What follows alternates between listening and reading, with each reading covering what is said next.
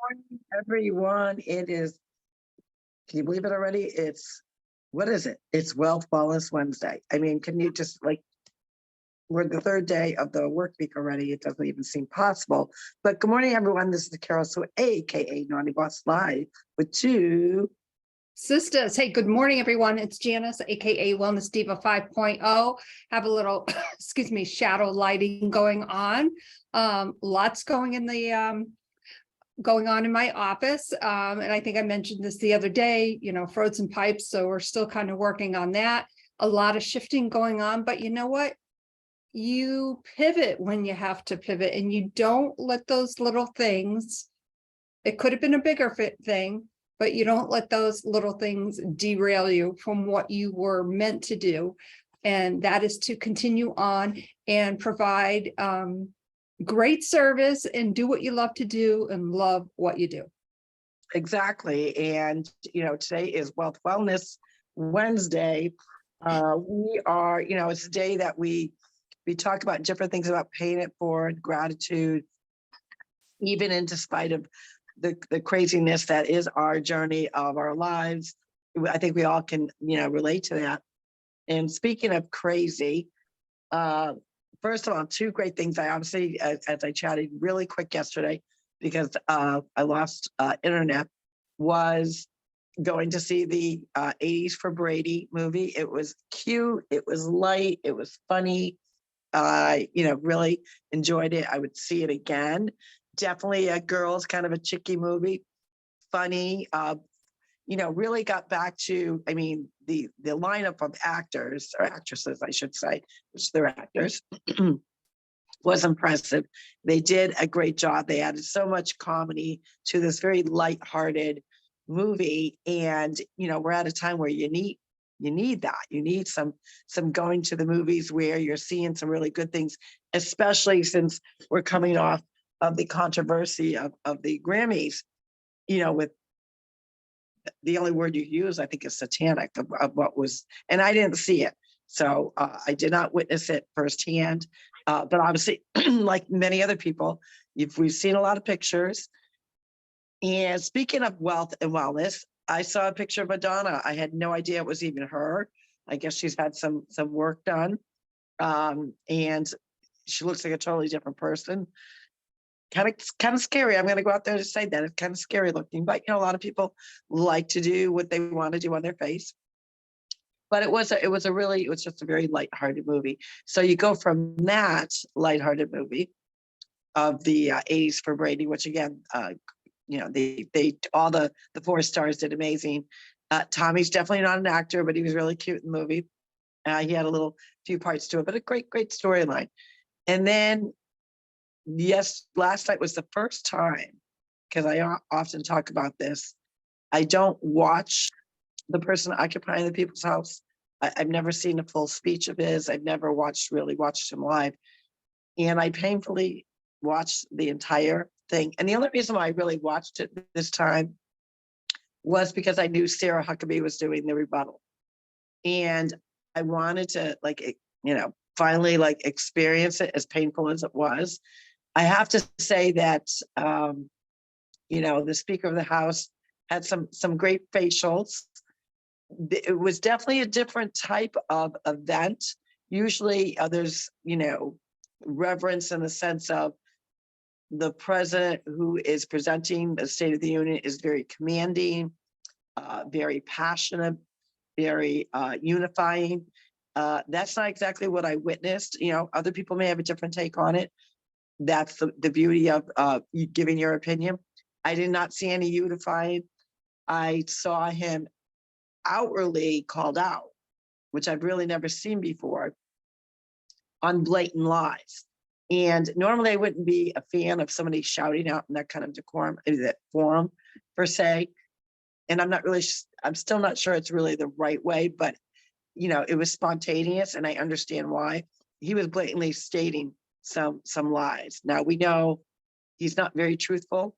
If anyone understands and fact checks some of the things that he says, well, no, these are untruthful. He's proven over the history of time he's untruthful with his resume, with places he said he worked at. There's a whole list, so I'm not going to rehash all his plagiarisms over the years. They've been documented and anyone could look them up.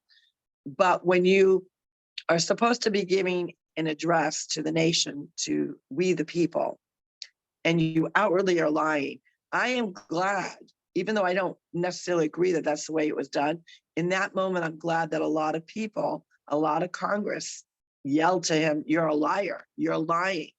And they were infuriated.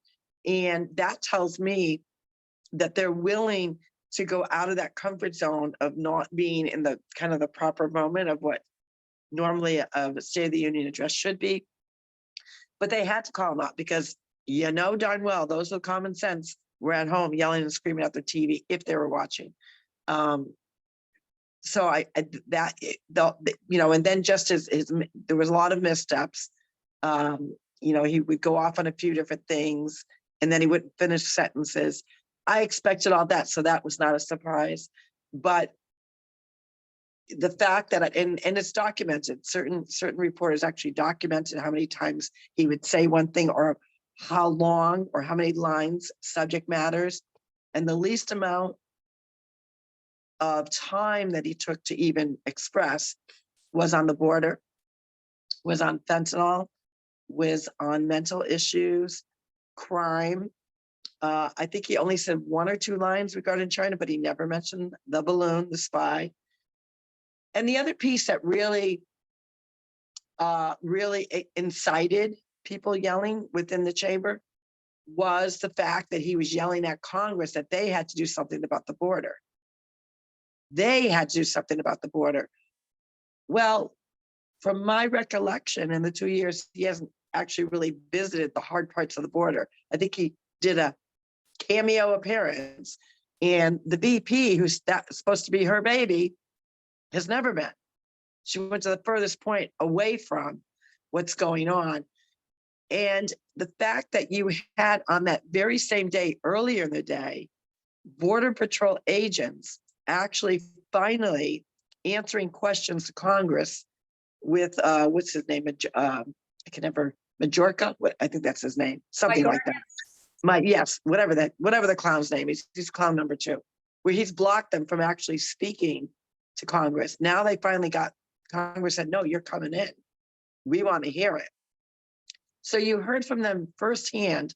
I believe they said there was over 641 pounds in the last 2 years of fentanyl that they recovered, 4.4 million. And you can fact check my figures because I'm just kind of rattling off from something I saw real quick. So my numbers could be off.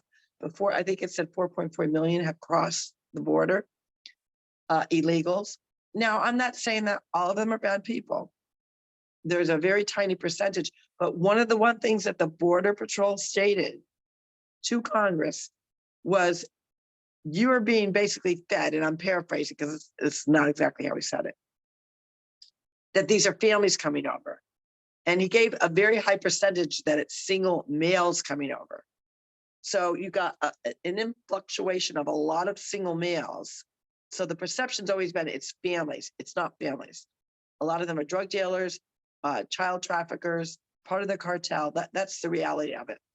So knowing that actually took place, hours that to me are factual. These are the people that are working at that border and are seeing it firsthand.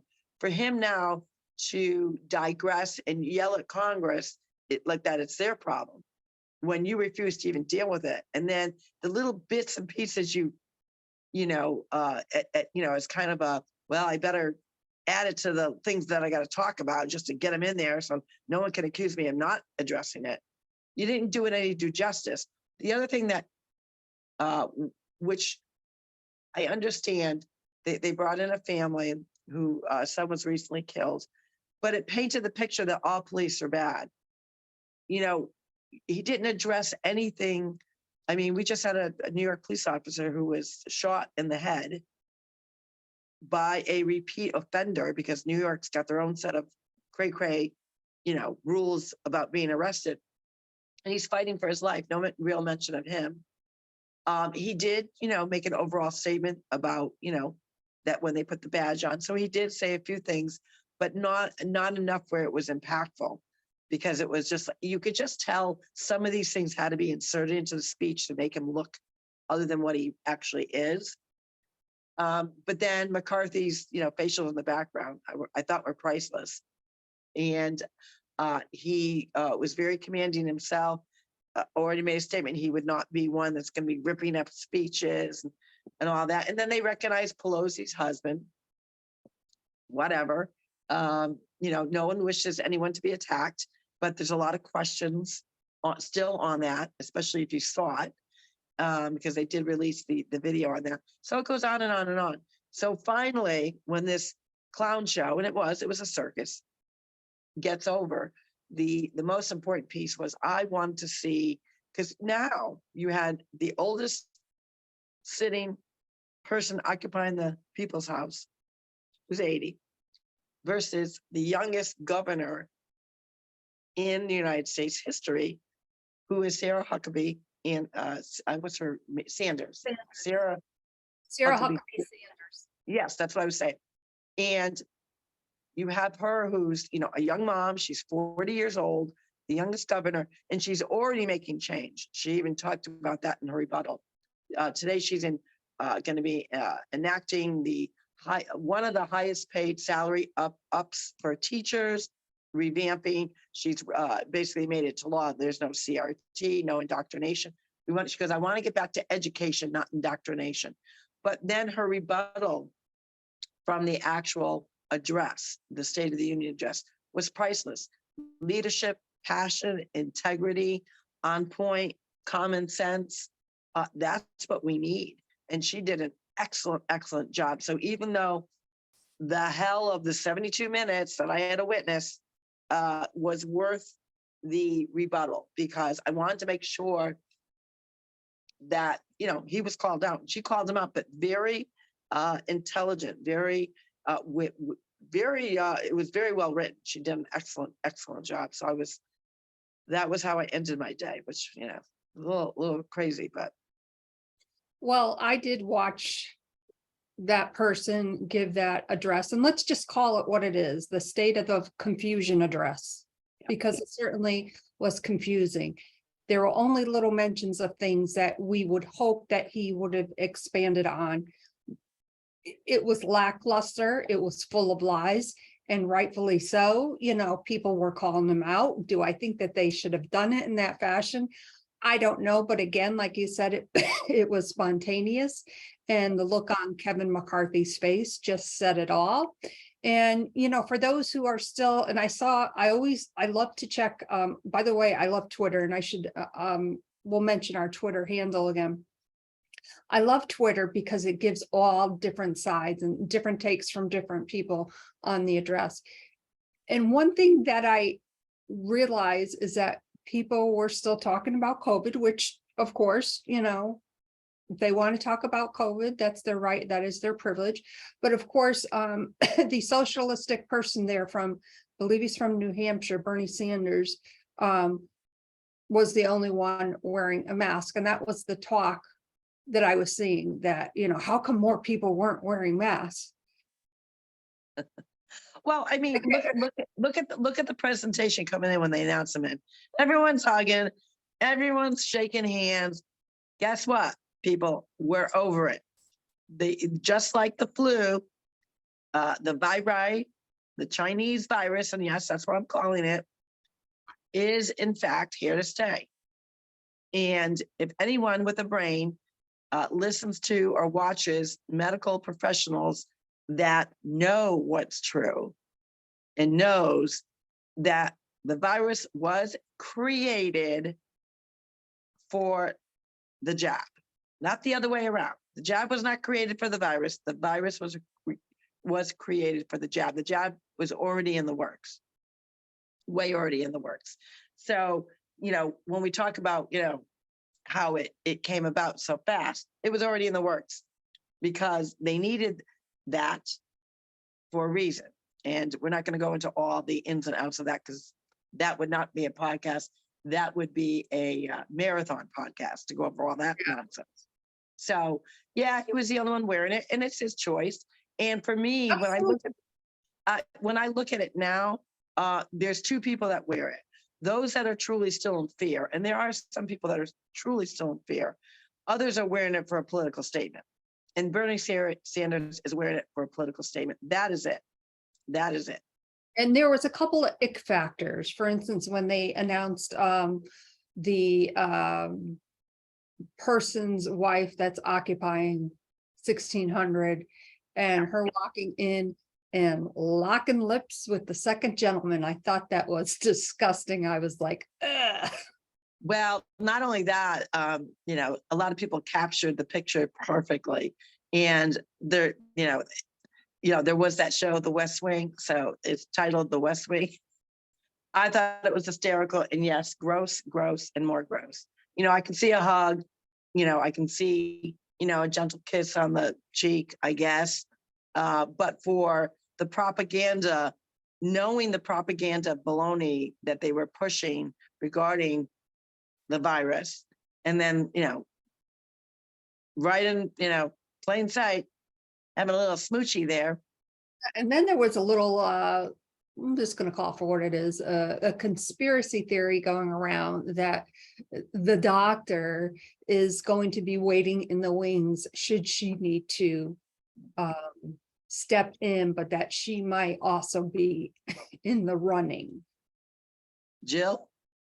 Yeah. Oh, good golly. Well, I guess add spice to the ring of the circus that will continue, I guess. The bottom line is, when you saw Huckabee, Sarah Huckabee Sanders versus, she's the future of the party, of the Republican Party. She's the future of, her generation, that 40-year-old generation, are the ones that are saying, no, we're not dealing with this. And even with all the satanic nonsense that went on with the Emmy or Grammys, there is hope. I always say there is hope. There is goodness. We just have to kind of look for it. Sometimes we have to really look for it. But ironically, the morning after that red devil display of whatever, there were numbers that came out that applications for faith-based colleges are on the rise. So think about that. Colleges for faith-based, colleges, applications are on the rise. That tells me that people are looking, that age group is looking, and they're making a statement saying, we don't want this woke ideology, because that is all that that particular party has been pushing. A lot of people think they've only been pushing it for the last 2 years. This has been going on for years, people, right under your nose. What's been going on with the colleges and indoctrination, this has been going on for years. Now, the indoctrination has just moved on to where you're going to see more people yelling. Because let's face it, if you got young children, you're usually involved with their education. You want to know what's going on in their school system. Versus when your child's reached that rite of passage and they're on to college, you're not going to teacher conferences anymore. That, you're kind of sending your child off, that's kind of their first real stepping of the toes of, in the water of being an adult. That, there's, they're experimenting and finding their way. But that's what was going on over the last 15 to 20 years, was indoctrination of those students who are now adults and are now professors, prolonging this indoctrination. But now they kind of hit their mark. So now we got to move on to the young kids. We want the kids, we want the whole child. And that's what's really going on. And I was glad to see that even though this stuff is going on, that this younger generation is saying, I'm not kind of buying this whole sadistic kind of Satan way. On a totally side note, like I said, Madonna, Wealth Wellness Wednesday, what happened to your face? Yeah. Somebody sent me a picture. I said, that's not Madonna. They go, you didn't watch the Grammys? And I said, no, I don't watch that crap anymore. I gave that up a long time ago. And I said, there's no way that's Madonna, but it was Madonna. I was like, what happened? Yeah. And then the other singer, same thing. His face looks totally different. So I don't know. Is that a thing that they totally changed their face? I don't know. It's blood. It's like round. She has no eyebrows, which, whatever. She always wears crazy hairdos. So that, that didn't, although, and then the chains and the I don't know, but it was the face. The face was so like, I would have never known that was her. Like, it does not look like her at all. There's like not one piece about her face that's her that I recognize. Well, in my opinion, she's a has-been, and I didn't even watch the Grammys. I'm like, I don't want to watch that crap. And it was painful to sit through and watch last night, and at point in times, I always yell at Gary for yelling at the TV. I was the one yelling at the TV. We both were at certain times, but this is the United States of America, people. And when you have someone occupying the people's house that has been more divisive than ever, to have somebody in that position who continually, blatantly, outwardly lies, carries on, cohorts, he's just not doing a good job, people. And just ask yourself a very basic question. Are you better off now than you were 2 years ago? And I'm not referring to the previous president. I'm just asking in general. Well, funny that you say that, because he did. He goes, gasoline, has come down $1.50. Well, guess what? What was it when you entered office? Then he talked about jobs. He was handed the best economy, and he's trying to say it was not the best economy when he got to it, that it was already in shambles. Wrong, lie, and I think they're utilizing the rebound, which would naturally rebound because he, destroyed the economy, and I look at it and I say, I mean, the statement that comes to my mind, or the tagline, if you will, how to destroy America in 2 years or less. And when I look at him, that's what I think, because everything he talked about that's rebounding, he was the cause of it to begin with. And he's not connecting the dots. And there's a lot of people out there that are not connecting that dots. And this is the stuff that is putting stress on their lives. We already know that stress is the number one cause for people with dementia and Alzheimer.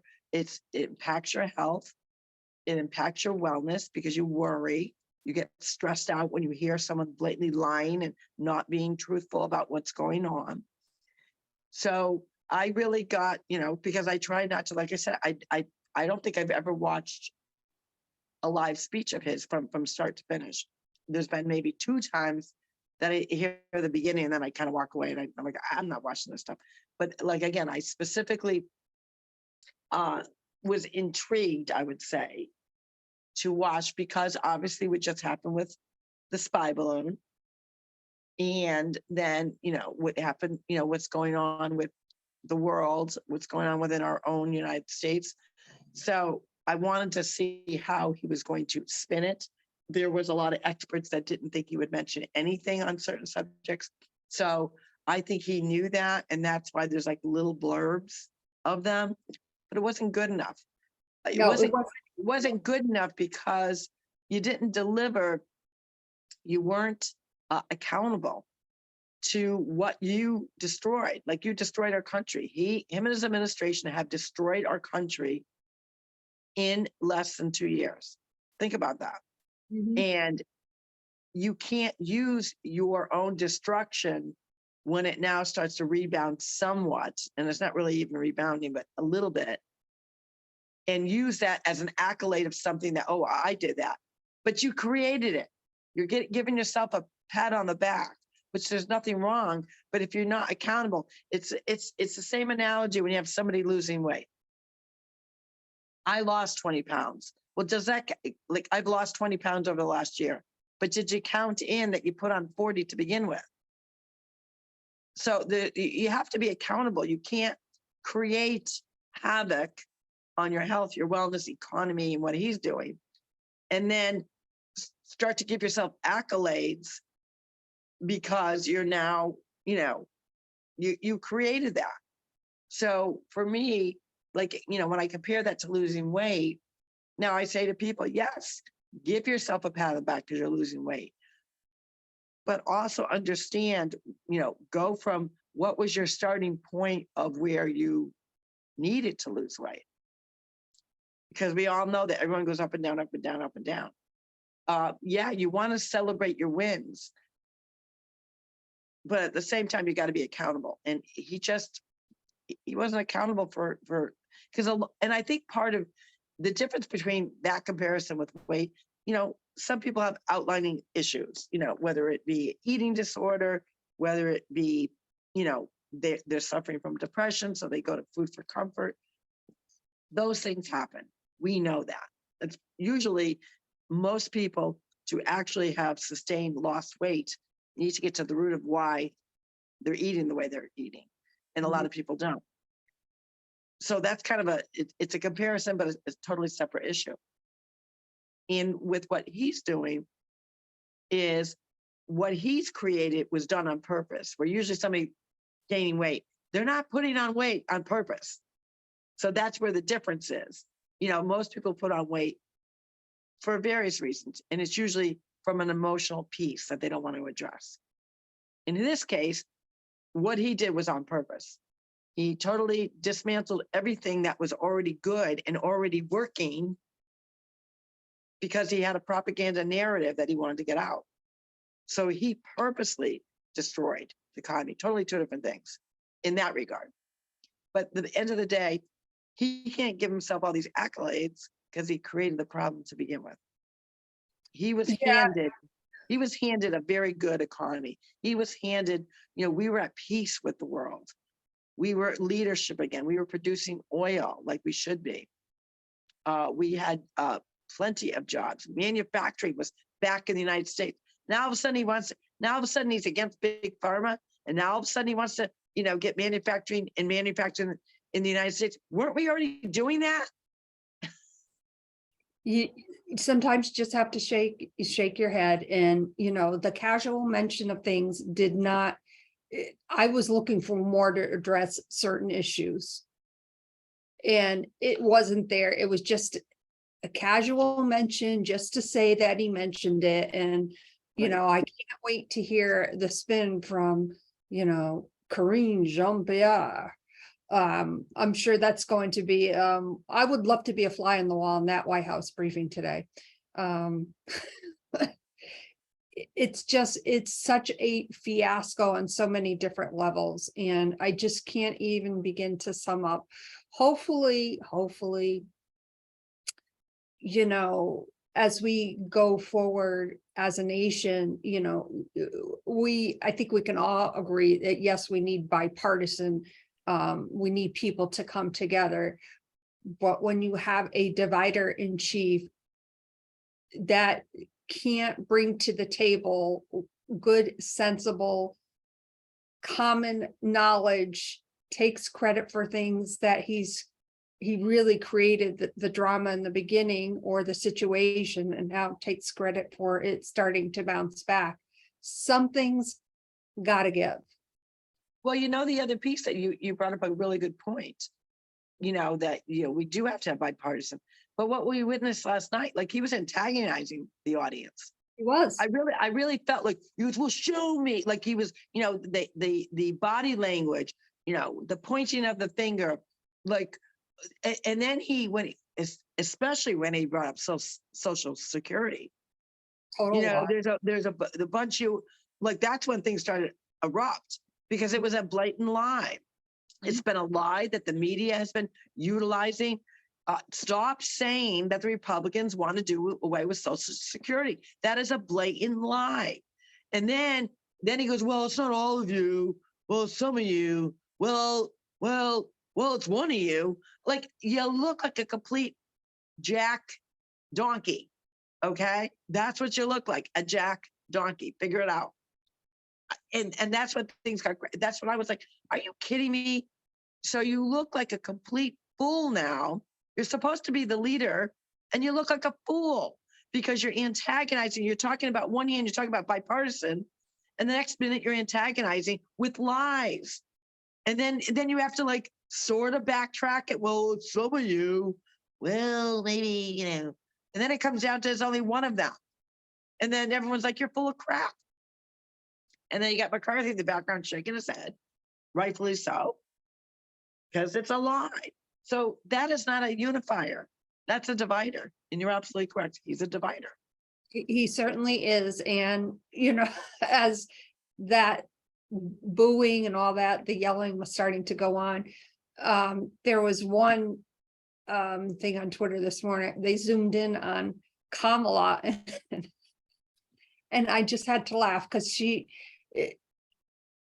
really, if somebody can answer this question, I would love to know. And as she was like sitting there, like she looked mortified, and I get it. But really, I asked myself a question.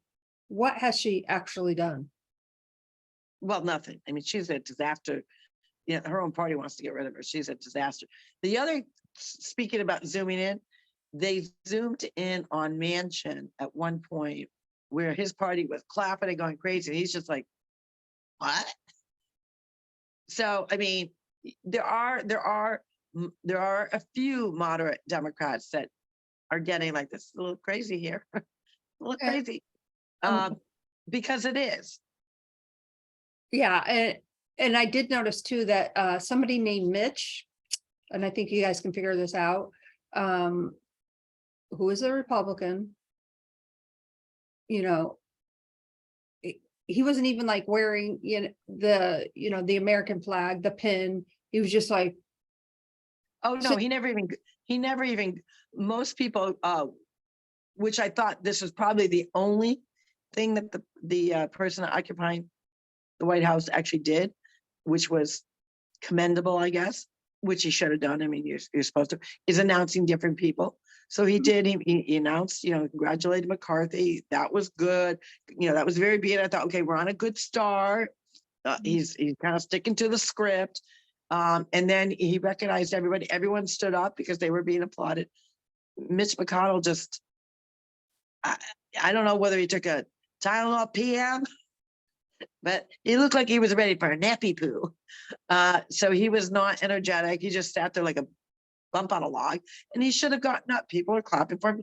Get your ass up, buddy. And he looked like a bump on a log. See, this is the difference between conservatives and the left. We don't mind calling our people out. We have no problem calling them out when they look like buffoons.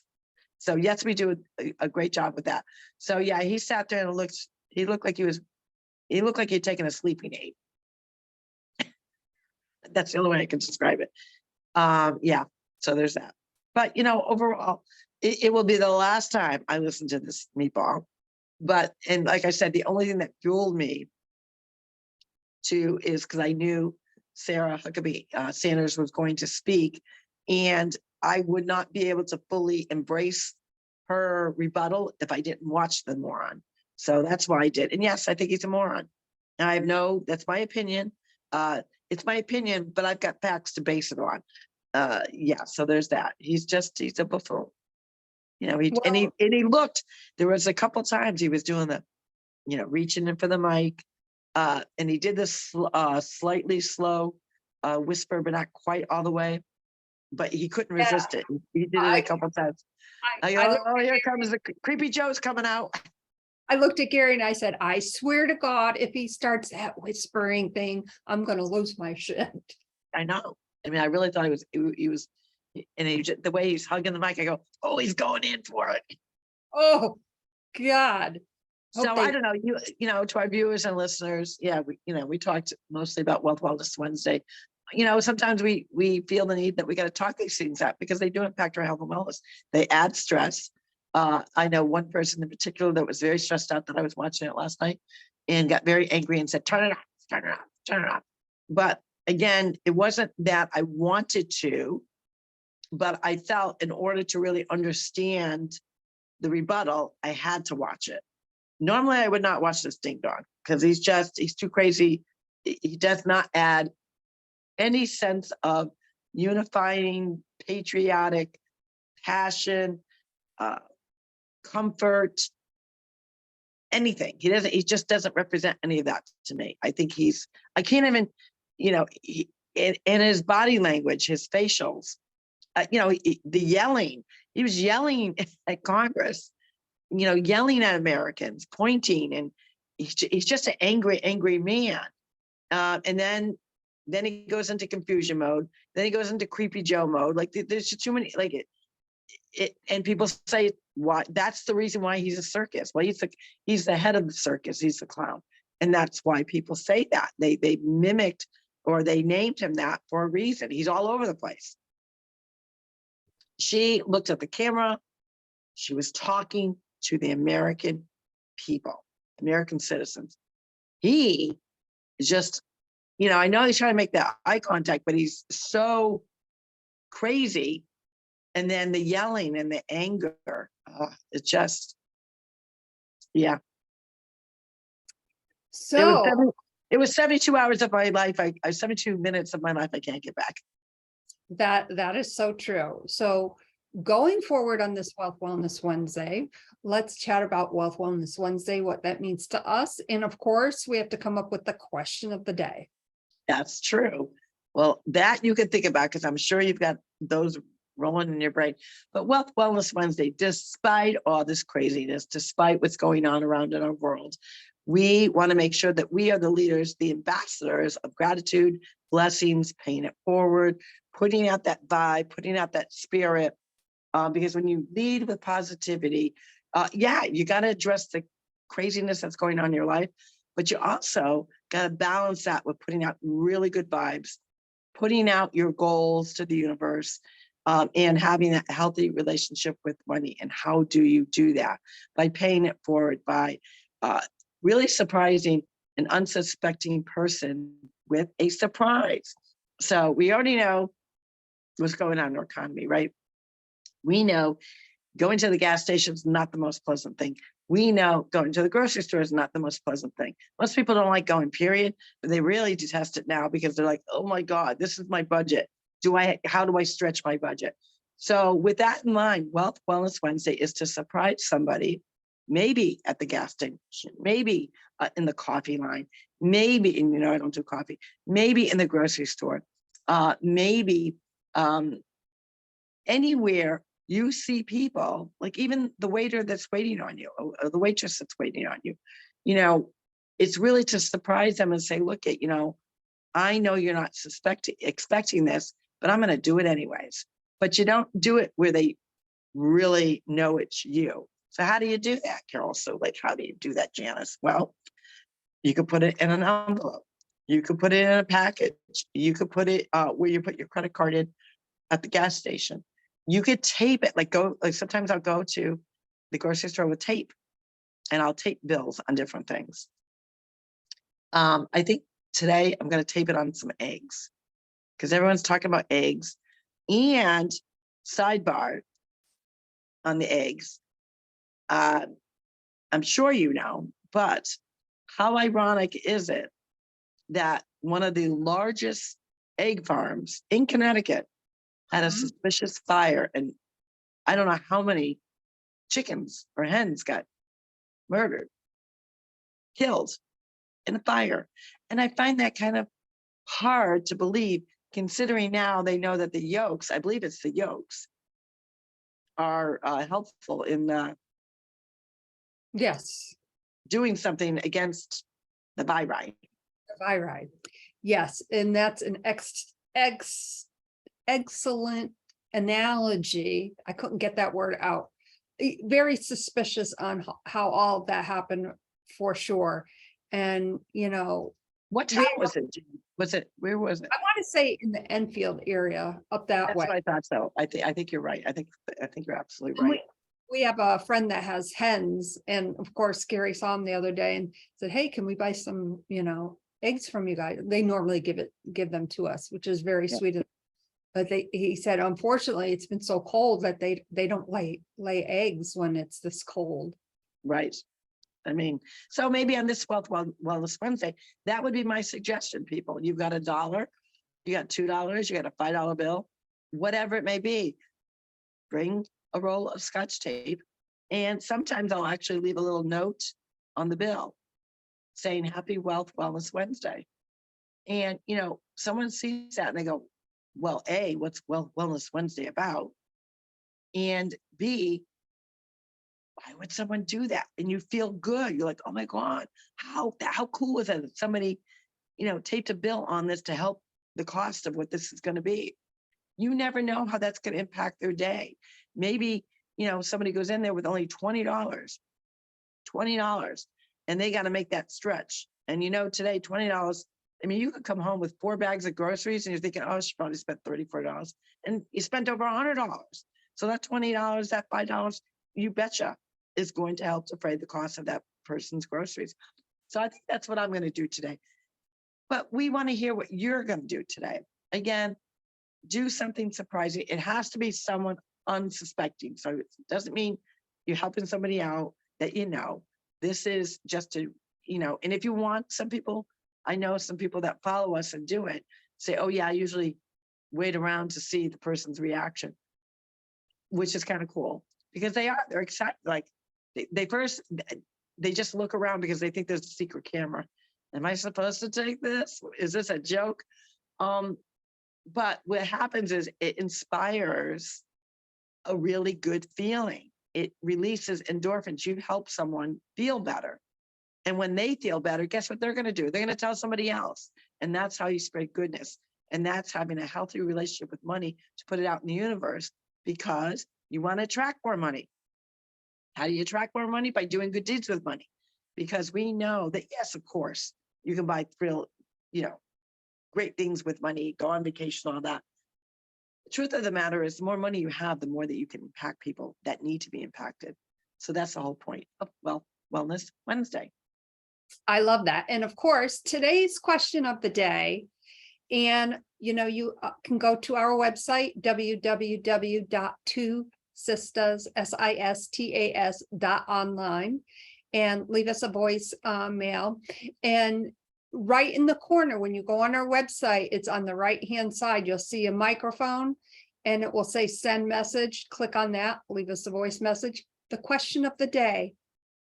And of course, if you want to add more to it, we would love to hear. Did you watch the State of Confusion address? I love that. That's what I'm calling it. And on that note, we hope you have an amazing Wellness Wednesday. Go out and create that ripple effect. My name is Janice, aka Wellness Diva 5.0, and I am with two sisters of Mrs. Carol, so aka Naughty Boys, Naughty Boss, ready to get my Wellness Wednesday on and help an unsuspecting person. Remember, gratitude is the greatest of all human emotions. Despite what's going on, always have a grateful heart. Embrace, be accountable. Those things you can't change, but be the voice of change. Be the ambassador of gratitude and kindness. With that, we will see you tomorrow for a Trending Thursday. I can't wait to hear what that's all about. Catch you tomorrow. Take care. Bye-bye. Bye, everyone.